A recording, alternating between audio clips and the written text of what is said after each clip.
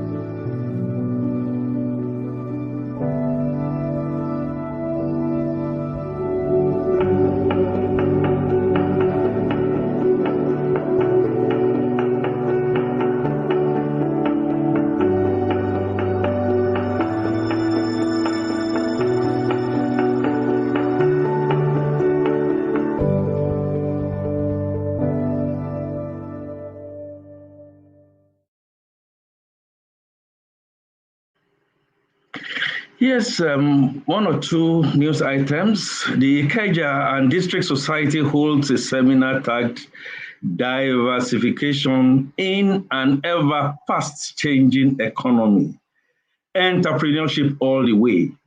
This is happening on Saturday, October the 16th, October 16th, 2021. Please stay on and check on that.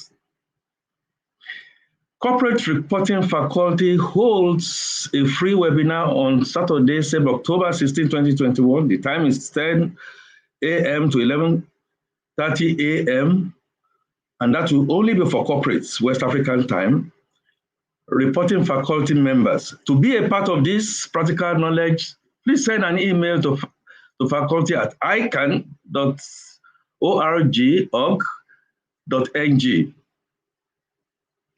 Put in your membership number indicating your interest to join corporate reporting faculty. Webinar attracts credit hours. Thank you very much for getting that on. Few things that are coming up in our diary as ICAN. Thank you.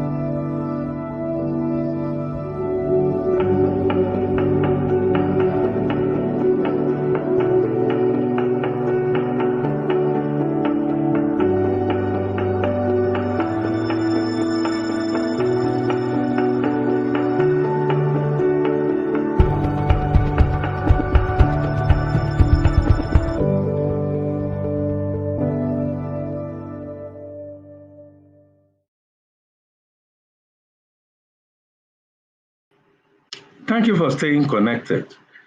Today, we are going to be looking at a very important subject. The year 2022 budget estimates are realistic. Government budget in Nigeria averaged minus 2.37% of GDP from 1981 until year 2020, reaching all-time high of 0.80% of GDP in 1996 and a record low of minus 6% of GDP in 1991. Lately, it increased to minus 3.80% of GDP in 2020 from minus 4.20% of GDP in 2021. And keeping to its assurance to revert budgets to January 1 to December 31 cycle, the federal government of Nigeria presented to a joint session of the National Assembly on October 7, 2021, a whopping 16.39 trillion estimates for the year 2020, with a projected rise in deficit of Naira 6.26 trillion, or 3.39% of GDP, a number that is well above the 3% thresholds set by the Fiscal Responsibility Act. What are the underlying fundamentals and how realistic are these estimates being projected by our government to us?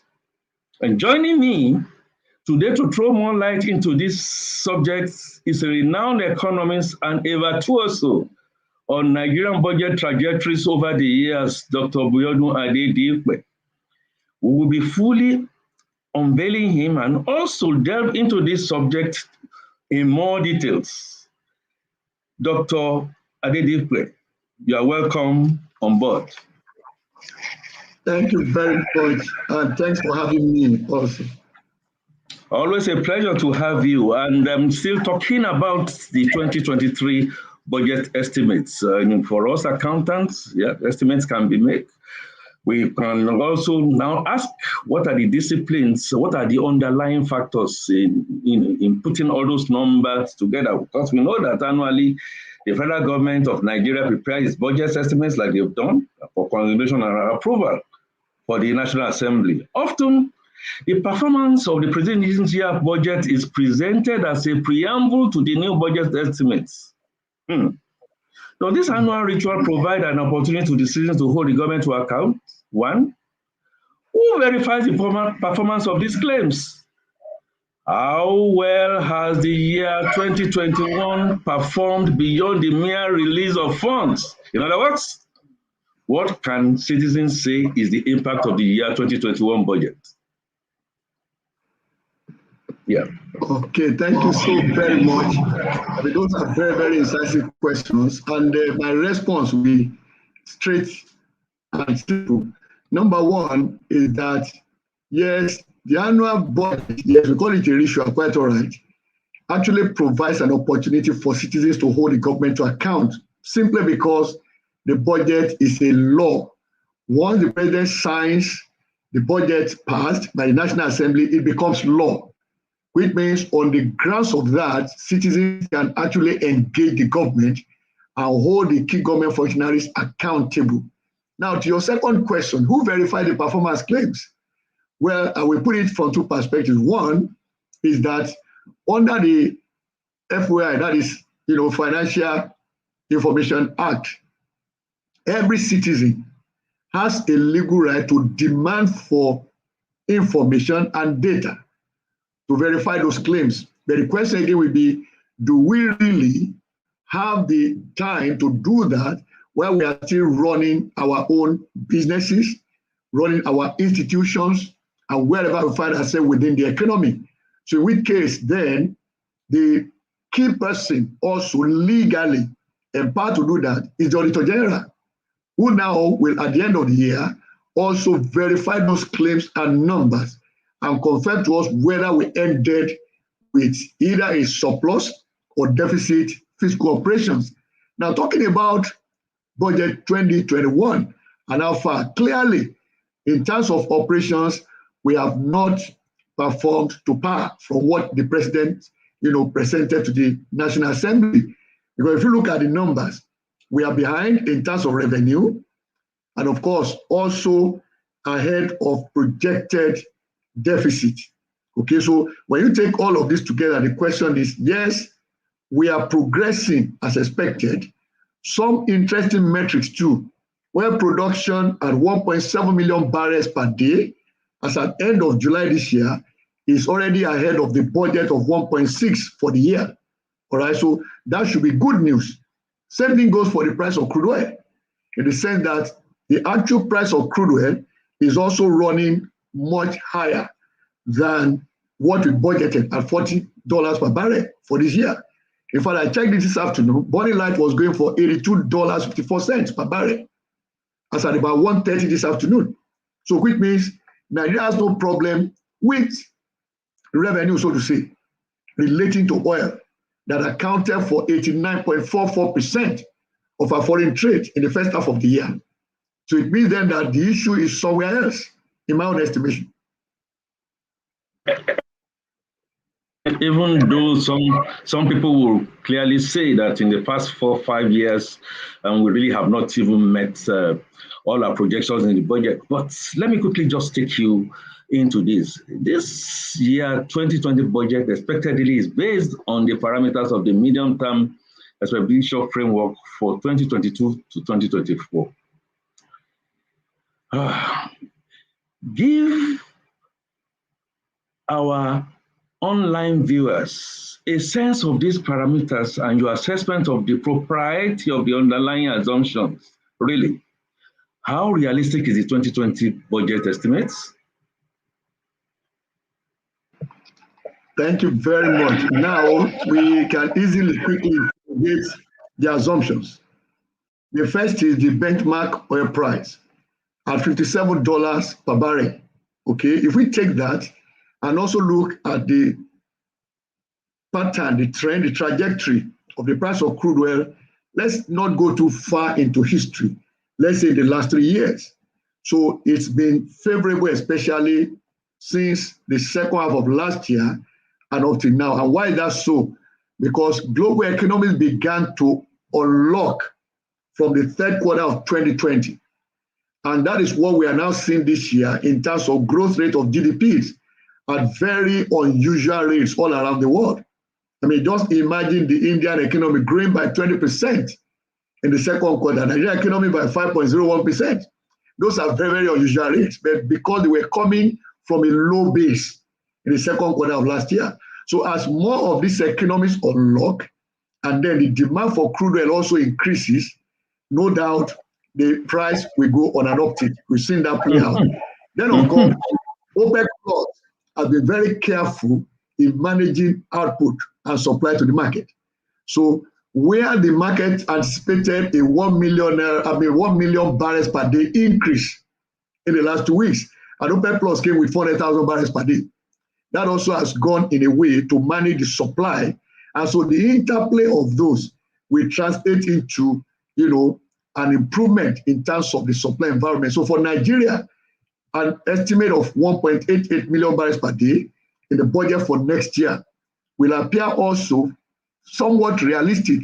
If we are doing 1.7 barrels per day as of July this year, so that means we are not too distant from that. So if we therefore can also ramp up production in response to global demand, yes, that is also possible.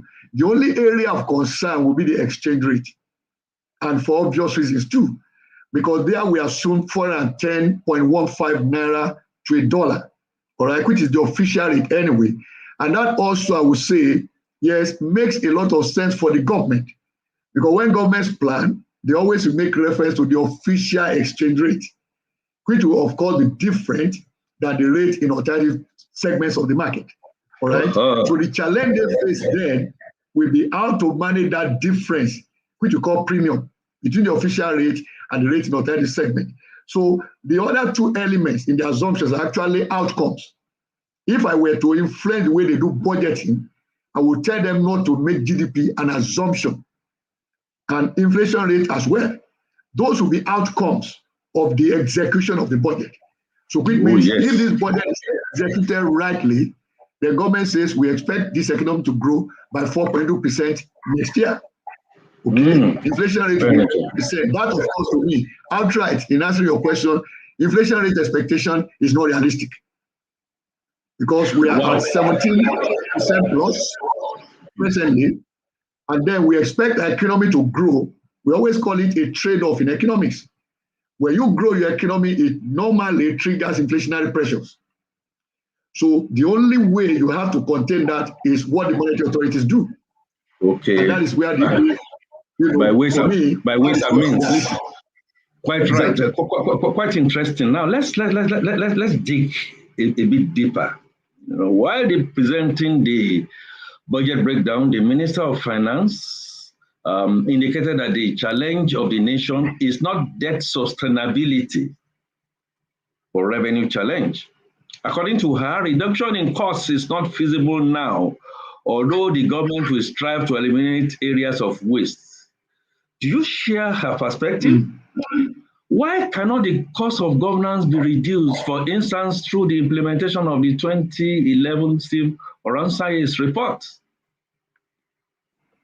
Thank you so very much for that issue. Very fundamental.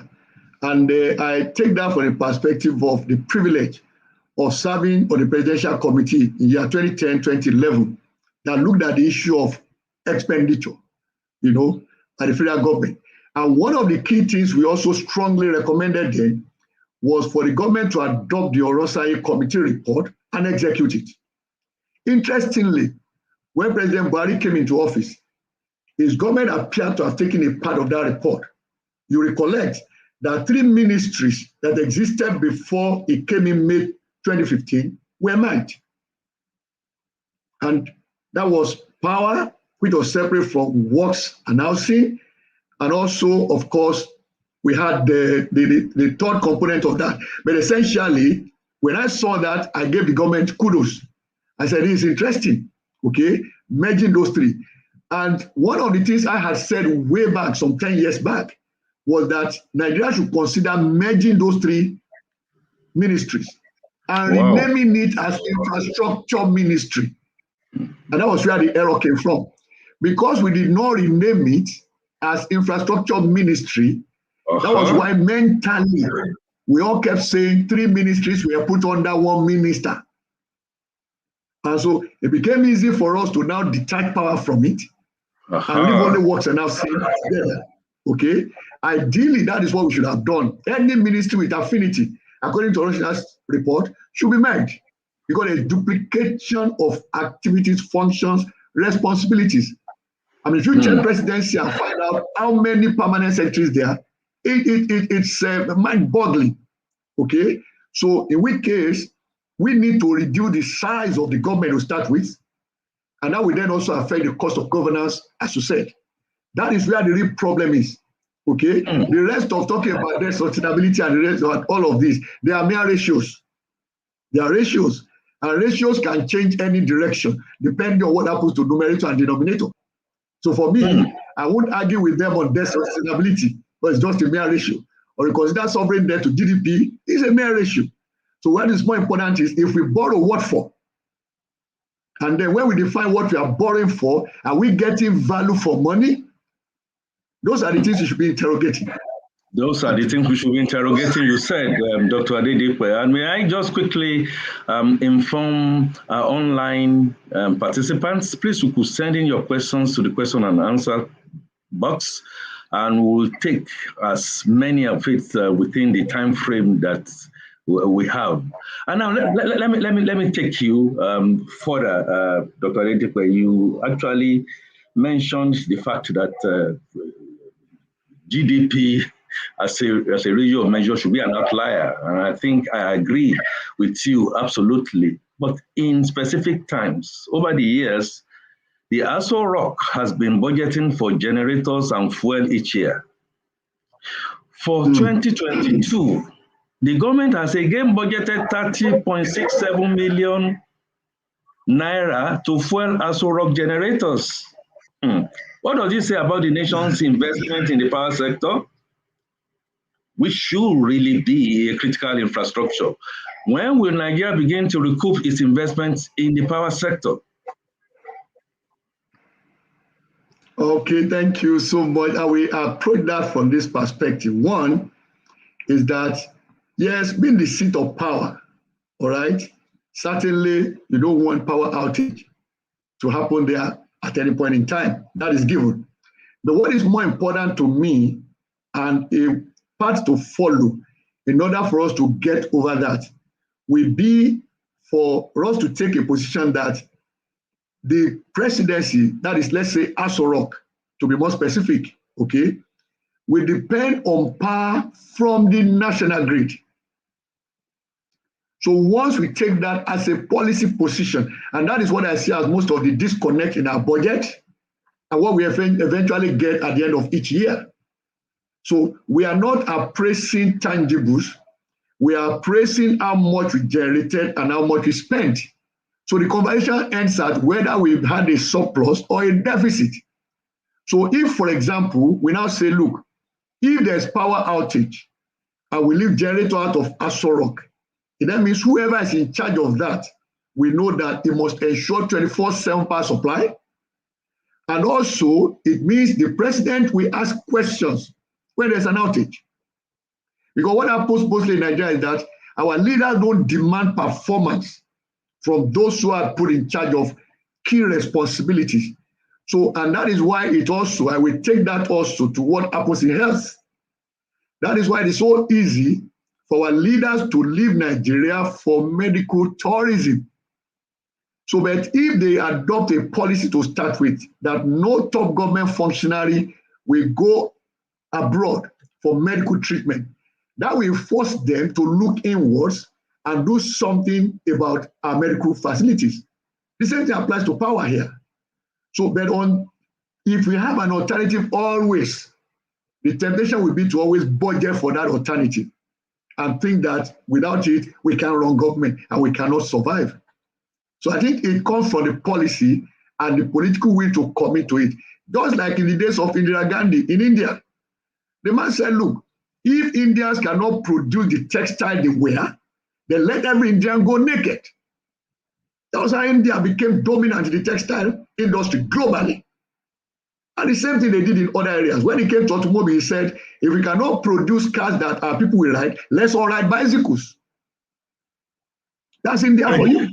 Very interesting and quite an interesting point. Thank you, online questions that are coming in. Well, we might have looked at it. Abubakar Ismail is asking, what are the roles of monetary and fiscal authority in having a realistic budget for the 2022 budget that has a deficit of nearly 4% of our GDP? Okay, very good question. Very good one. Now, the way it goes is monetary and fiscal authorities play two different roles. Fiscal authorities come up with the budget, and of course, they set targets, which ordinarily also flows through 3 Ps. I call them 3 Ps. The first is policy. Therefore, your policy will flow your programs, and for your programs will flow projects. That's the way they should flow.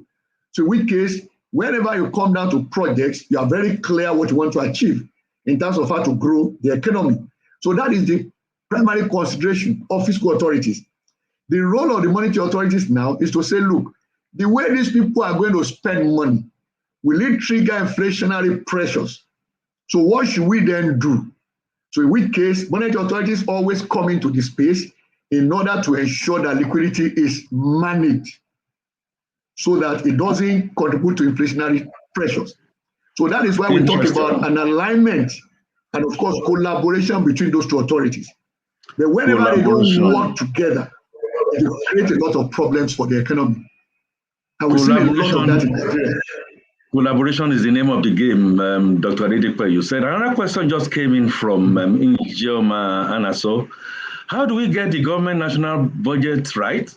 What needs to change to ensure government priorities in investment in investing in financially viable projects? For instance, the Abuja Kaduna Rail is running at a loss. How do we avoid this? Well, it's not. I don't see it as something difficult, and I will come from an experience I had in my 3 months in government as an advisor to the president some 10 years ago. Now, when it came to talking about projects, what we did first and foremost was to profile 12 clusters of economic activities in Nigeria. And we're able to put our fingers down to what kind of projects do we need for those activities to take place in those locations throughout the country. And we told ourselves then that in the cabinet, if you are a minister, we will not approve a road to be constructed that leads to your village simply because you are in the cabinet. But that if that road has commercial value, which means it will link, for example, your village as a center of agricultural produce to the market for those produce, then it will be viable because that will add to economic growth and also grow it inclusively. Okay, so having done that, we now say, okay, let's aggregate all these projects throughout Nigeria. We estimated then that we needed about 35 trillion naira. We then sat down and said, okay, let's look at the projections of government revenue over the next 5 years. All right, we did the projection, we came with about 18 trillion naira. So there was a funding gap of 17 trillion. We then said, okay, the best way to go, we didn't talk about borrowing then. We said, let's now invite private sector operators in terms of collaboration using the PPP model. That is public-private partnership model. That if we do that, projects will be delivered at effective costs, okay, which talks to what the question that Ijoma asked there. Then secondly, projects also will be delivered based on a business case made for each of them. Not because that is the village I came from, but to be because there's a business case for it, which would have avoided the case of a project running at a loss. But we must also recognize this, that governments all over the world, and Nigeria is not any different, at times also have projects that are social in nature, which means if you are to base it on economic argument, such projects will never get executed. And of course, most of them relate to education and the health sector.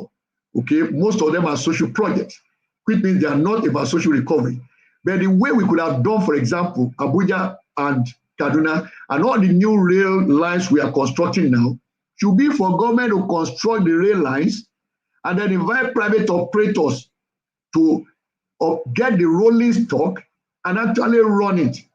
So that on a PPP model, government has laid the track and then they provide the rolling stock and they run the, they do the operations.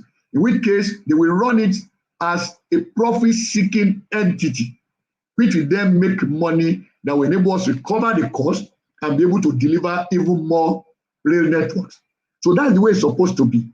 Very interesting point, and that is fantastic. Leadership by example. We seem to have jettisoned that 10 years ago. Don't know what could have gone wrong, but I get back to our drilling down on the budgets in Aso Rock. Now, the presidency budgeted 5.231 billion naira for general rehabilitation and repair of fixed assets in Aso Rock Villa in 2022. Amid these huge budget deficits, which they have told us would be by borrowing. In 2021, 4.85 billion naira was set aside for annual routine maintenance of mechanical and electrical installations in the villa. Now, people ask, is this a fair allocation of scarce resources? Well, there's also this argument to make each time we talk about capital expenditure proposals, that every capital spending also creates recurring spending that goes along with it for maintenance. That's an area that Nigeria has been lax in yesteryears. So in all honesty and to be fair, the quality of our budget today is somewhat better than what we used to do. And it is because of events like this nature that ICAN is promoting. And that is always challenging the government, pointing out areas where they can make improvements, and also ensuring that we have conversation on this and we ask questions. Now, the question for me is, if you place value on the complex, what will be the valuation of that complex? And then we now put this figure budgeted for maintenance also beside it. The question then will be, how old are the assets to be maintained? Is it only maintenance or there's also replacement in there? So those are the kind of things we can begin to also ask questions about. And happily, with the Freedom of Information Act, it means we can actually ask for more information to know the breakdown of that figure. What are the assets in particular? And what is the value of the asset that we have to spend so much to maintain? So that way, we will be able to say that truly this government is not being wasteful. Okay, and this must also run through all the MDAs, that is ministries, departments, and agencies. Which in fact is where a lot of the wastage is happening. Very, very well said. Great point you have there. We have Ceci Oguzie talking about one thing is that when price of oil increase, there will be no noise. But as soon as it drops 1%, we will not rest. What have they done different when things are going on well? That's a very interesting question too, very interesting. You see, it's a common thing, even in households and businesses, that when businesses are making money and things look, upbeat and working well as expected, we don't complain about it. We just enjoy it and feel good about it. And that's where, in fact, that is where what we raised is very, very important for Nigeria. And the reason is very simple. I mentioned earlier, the first half of this year, January to June, our foreign trade figure showed that from hydrocarbons, 89.44% of our foreign trade was through hydrocarbons. And then we now ask, what is the nature of hydrocarbons? It's a resource that is not renewable, which in the parlance of economics, we call it a wasting asset. Wasting assets. It's a wasting asset in the sense that chemistry says remove a barrel from the soil, it will take millions of years for it to be formed back in that soil. Okay, that's why to economics we see it as wasting asset. So the question now is, if that is the nature of what brings you most of your revenue, it becomes incumbent on you that you should be very, very disciplined in the way you spend it. And so when the price drops, yes, we make noise about it. Then when the price goes up, we are silent because we're like, well, there's more money now to spend. Because we look more at spending than the revenue side. And that's why I agree that I agree with the minister that that's where our problem is. So you can certainly eat your cake and have it. Now we go back and still look critically at this 2022 estimates that was presented by President Muhammadu Buhari. That budget and the MTEF are based on the deficit financing model justified by the ratio of debt to GDP. Okay, we have discounted that GDP is an outlier, which is said to be one of the lowest in Africa, though. If the nation is spending about 95%, accumulation said 73% for the first quarter of its revenue to service debt, is the nation not unwittingly walking into a debt trap, some peonage, as we say in economics? In any case, what does GDP mean to the average man on the street when inflation is over 17%? Very good. Now, you see, in economic management, there are 5 major objectives that every government is pursuing at any point in time. You want to grow your economy, but we also have found that it's not just growing the economy, you must grow it inclusively. But Nigeria grew its economy strongly. In fact, if you take the average annual growth rate of GDP between year 2001 and year 2014, you will get 6.02%. That was one of the highest averages over that span of time in the world.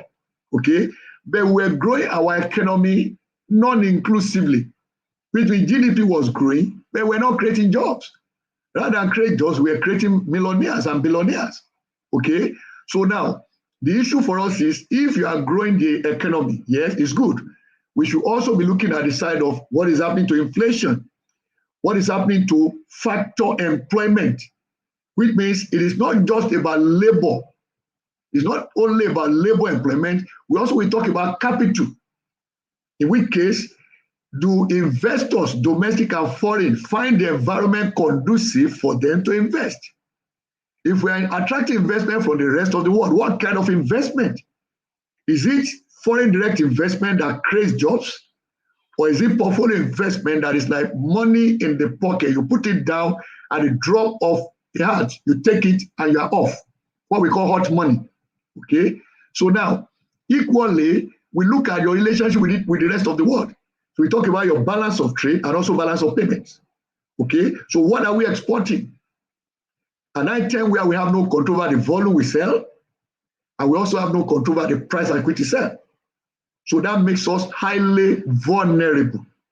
So when you have that kind of mix, the question now will be, if we got into recession in 2016, and of course the episode of 2020 we know was a global one.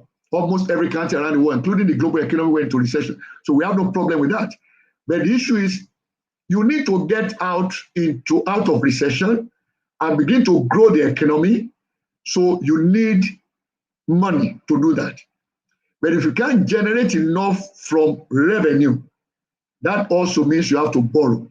And that's why the question will be, what are we borrowing for? That's number one.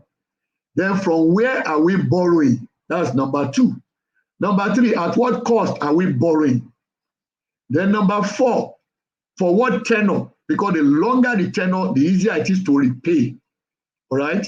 So we look at those four, and then we now come back to say, okay, if you borrow, let's say, $1 billion to deliver a stretch of road, how many kilometers? And what is the price per 1 square meter? Let's put it that way. So if your price is greater than what we see in other comparable countries, that is peer countries, that means you have a problem of leakage. And that's what the issue is. Right. So in holding government accountable, then we want to ask those questions about borrowing. Yes, we can justify that we need to borrow because revenue base is very low and is weak and also makes us vulnerable. But the point is, borrowing for what? From where? Apparently, and that just made a lot of hues and cries. I'm going to get back to the point that you've just raised now about borrowing. Is it right to borrow, or do we do asset-linked borrowing? But if you are someone like Jayi, he wants your view on this regimented FS regime being adopted by the Central Bank of Nigeria, in which invariably contributes to the increasing gap between the official and black market rates. What do you feel about it? Interestingly, that is a space where I also, have some opinions on what we should do. And in all honesty, the direction central bank is going is what any central bank or reserve bank in the world will go. But they have twin primary responsibilities. One is the real value of the currency, which talks to the rate of inflation. The other one is the exchange value of the currency, which talks to the FX that you mentioned here. Every central bank around the world has that as a primary responsibility. But the reason it appears like a problem, difficult to handle in Nigeria, is because our economy is largely import dependent. In the years we were in the university in the 70s, what we used to talk about was we were import dependent on non-oil goods and services. But by the time we left teaching in the university, I left teaching in 1987, teaching economics in the university in 1987, and now came into the world of consulting and then banking. By the time we got to that, the situation had changed. We now began to import everything, whether oil related or non-oil. As we speak, for the first half of this year, ladies and gentlemen, our import bill per month is 2.3 trillion naira. Wow. And if you use the official exchange rate, that converts to $5.61 billion that we spend importing things every month. So if you import at that rate, there is no how your currency can be stable. But then even in terms of the exchange value of your currency, there are 12 factors that we look at that cause movements there. The first and fundamental one is the relationship between demand and supply. When it comes to supply, they will look at your external reserves, which as of 2 days ago was 38. In fact, the full reserve was above $39 billion. The liquid portion was $38.2 billion. And that can cover about 7 months of our import bill, even at that outrageous rate at which you import. So the minimum you need for a stable exchange rate is 6 months cover. That means if we don't sell anything at all to the rest of the world, how much do we have in our pocket to be able to pay for our imports? What the IMF recommends, and that's the pattern all over the world, you must not have less than 6 months of import cover. We are at about 7 months as we speak, okay? So yes, there are so many other reasons, but clearly what we see here is speculation is the problem with Nigeria. And that is also something that happens anywhere in the world, okay? Once people lose confidence in the way the economy is growing vis-a-vis the external sector, then there will be what you call speculative attack. Every currency suffers that except the US dollar for obvious reasons. The US dollar is the accounting currency for most countries, and it's also the, what we call the currency for valuing your assets. That's why in Nigeria we talk of external reserves in dollar terms. We look at China, also talk a $3.something trillion external reserve for China. But US doesn't need that, so they keep only $120 billion on the average, okay? Because interesting perspective, Dr. Adedipe, and Audu is taking us to public. What are the performance measurement tools needed in the Nigerian public sector to ensure value for money? Just very briefly. Fantastic question. It's very simple and straightforward. And what I always advocate is this: what do we do in the private sector? Okay, so it then means, for example, that we have benchmark. We can benchmark African countries, for example. How much is a kilometer of roads in Ghana constructed, in Rwanda, in South Africa? We can take an average of such countries in Africa and use that as a measure to determine whether we are getting value for money or not from those projects. That's on the one hand. Then secondly, I made this point earlier. If you don't demand for performance, you are not any better than having no standards at all. And that means we must set the performance measures too that demand that our ministers on a quarterly basis will show their scorecard, not at the end of the year. And those scorecards should come before Nigerians. Why that is very important, Dr. Adedipe, you really cannot manage what you cannot measure.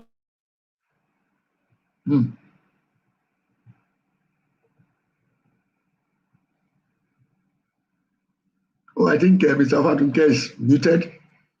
One of the national dailies, the Leadership newspaper, reported last week that each Nigerian is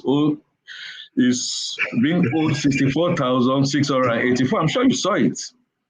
That is if the nation's current debt of 33.5 billion US is shared amongst, let's say, 200 million citizens who we say live less than $2 a day. Yet the nation plans to borrow more in year 2022. Is this appetite for generational debt inevitable? You know why I'm laughing? Because that sort of analysis, the analysis is, let me not use the terminology we use in economics, because if we are in the academia now, we understand. But you appear to somebody who is not in the academia as an insult, okay? But you don't interpret sovereign debt in that manner, because that sort of interpretation, it can be applicable to either a business or a family or household, as we call it in economics, but not to a nation. Sovereign debt is sovereign debt. If Nigeria announces today that we are unable to pay our matured obligation, nothing will happen to any Nigeria. We saw that happen several times in some countries in South America. They were announcing that, look, we don't have money to pay you. So the creditors will come back to the table, they will sit down, renegotiate, and reschedule the loan. When it is a country, there's nothing like generational debt. There's nothing like that. It doesn't exist anywhere. Okay? The worst that can happen, and the reason people also still give us money anyway, and our bond, each time Nigeria issues bonds internationally, always oversubscribed, It's simply because they do the analysis of Nigeria. They see that we have the capacity. There's what we call debt capacity in finance. All right.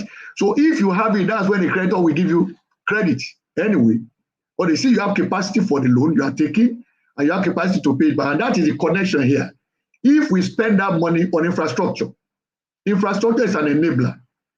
And what I will do eventually is that for the private businesses, their cost of the business eventually will drop. They will generate more profit. As they make more profit, they pay more taxes. As they pay more taxes, government revenue will increase. And that's the way it is. So the capacity to pay will improve over time if we continually remind them to please spend this money on infrastructure as an enabler. Oh, yes. Dr. Adedipe, this administration started with zero-based budgeting in 2015. This appears to have been completely abandoned and replaced with incremental budgeting. Within Nigeria, in the face of dwindling resources, can the nation work towards a balanced budget? Well, that way, balanced budget will take a while to come, especially on the back of COVID-19, and then the need to now desperately grow the economy. That's on the one hand. But I will look at it also from this perspective. You know, when you are outside of government, and that was what happened to them in my estimation, it was easy to say, when we get in the office, we do this and that, only to get here and find that the resources to execute what they announced that their manifesto was not there. So at the point they came in, they had no choice but to go by way of zero-based budgeting, which simply says, look, what do we have and what do we want to do? So what do we need to do what we want to do? So that's the way it goes with zero-based budgeting. But once you are now in office, you see the total picture. You see how good or how bad it is. That is where you now begin to talk about incremental budgeting. But of course, as professional accountants, we know how this works. Okay? So each of them has its own advantages and disadvantages. But again, that's my interpretation of what has happened to this government. They came here at the time, discovered what they thought was there was not what they found. Because before they came in the year before, price of crude oil, running light, was going for $114 per barrel. And that was very strong. Which is a point I think we made some time ago, that when we were enjoying that kind of largesse, we did not save. Unlike what we did before the global financial crisis of 2008, 2009, 2010, when our external reserves was very strong, and therefore was what we fell back on to bail us out of that crisis.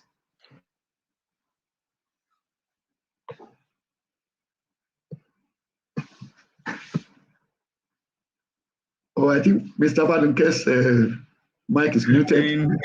Yes, time is not our friend. And I acknowledge our online viewers with their questions. I'm taking a few, but I'd like to ask you this. In the preparation of that budget, the estimates, the federal government of Nigeria declined to take cognizance of the current impasse over VAT revenue. If the Supreme Court rules against the federal government of Nigeria, how will the fiscal projections now be achieved? Well, they will go back to the drawing board. You know, just like we have supplementary budget every year, they will have to cut back. Don't forget that in 2020, they actually cut back on the budget initially. They cut back initially, but when things began to improve in the second half of the year, that was when the president went back to the National Assembly with a supplementary budget of over 900 billion naira. Okay, so the way it works is that if there is a major dampening in revenue, government will need to adjust the budget, just like they did in 2020. So that's the way I see it. So it's nothing for us to worry about. Let the court sort it out. Once they sort it out, we know who it impacts. If it impacts the states positively, the states will now return to their own House of Assembly and ask for more money, because now there's more money in the pocket. Okay. Wow. Very interesting perspective that you have shared with us, Dr. Adedipe. Will go on a short interlude. Please, our online viewers, stay tuned. We'll soon be back.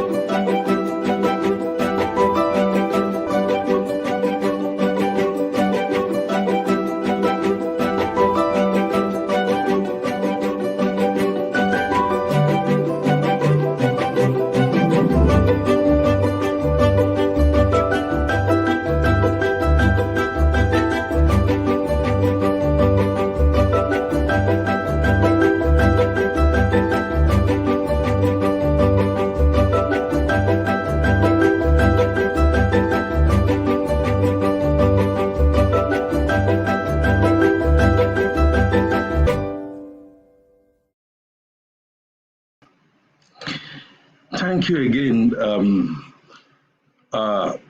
online viewers, and I thank you very much for your participation. I particularly thank you, Dr. Biodun and Adedipe, for the insights that you have shown. I am enthralled by your going back 10 years, how it was done, and the fact that certain assumptions that we make from outside just does not hold water. I'd like to now ask you your last word. We've looked in the past, close to about an hour now, of the budget 2021 estimates on how realistic. Should we be hopeful? Should the common man out there and common businesses who are interacting with Nigeria, should they really be hopeful? Your last word.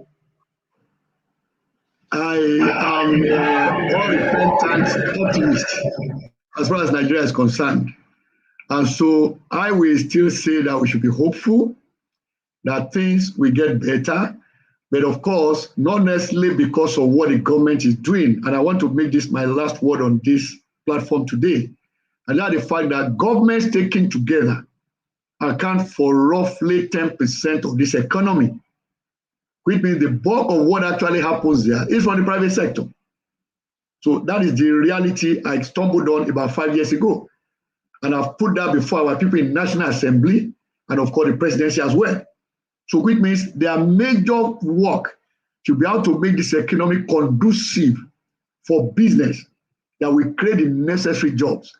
So yes, we should be hopeful because the bulk of what is happening as growth is driven by ourselves.